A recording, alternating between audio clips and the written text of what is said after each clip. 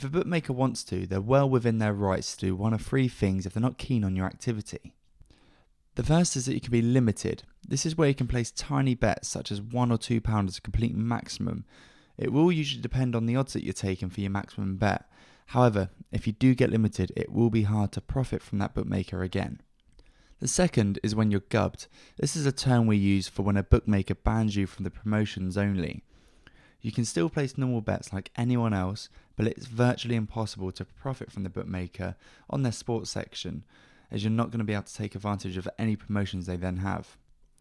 The third is when you get banned.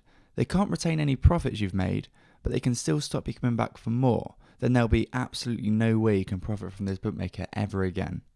It is, however, extremely unlikely for a bookmaker to do any of these three things to a customer based purely on how much money they've won. It may sound strange, but usually the bookmaker couldn't care how much or how little you win. All they care about is how much value you take. Bookmakers build their commission into the odds they offer you.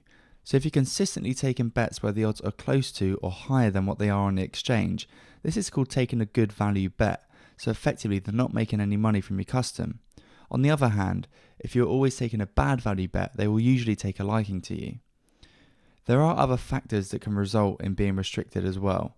Usually your account may be manually reviewed before any restrictions are put in place.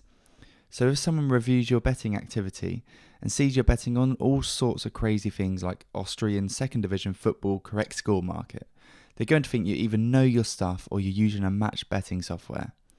Compared to the average mug punter who would just bet on their favourite team or perhaps very low odd favourites, they're much more likely to keep you around if you're betting like an average punter. Bookies like low odds favourites, that's for sure. So, what can we do to preserve our accounts? There are two main pieces of advice to pay attention to.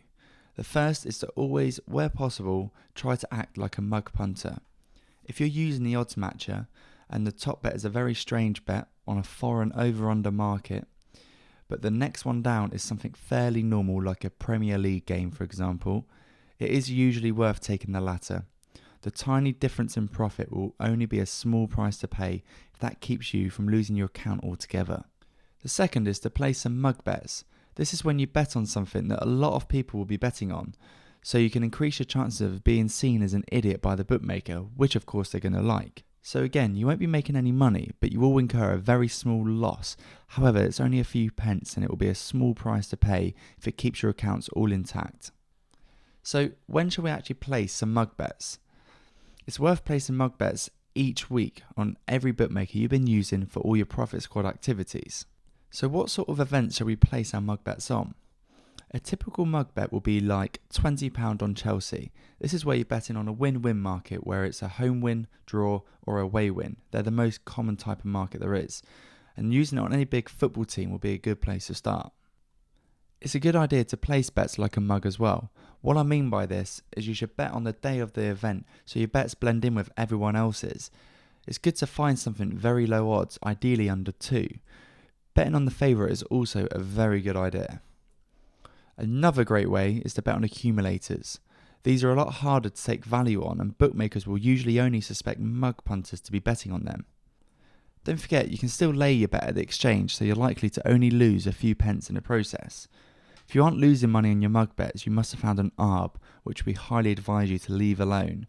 So, in summary then, if you're taking lots of action and making lots of money, that's fantastic, but you don't want it to last just for a few weeks or months when it could last for years.